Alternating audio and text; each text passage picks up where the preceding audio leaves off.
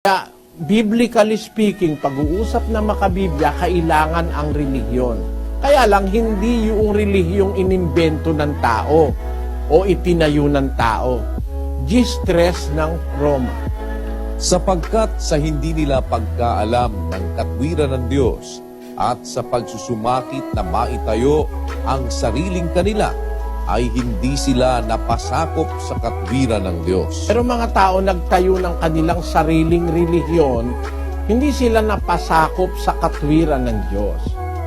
Kaya kung kailangan ng relihiyon, yung relihiyong ang Diyos ang nagtayo, ang Diyos ang nagturo.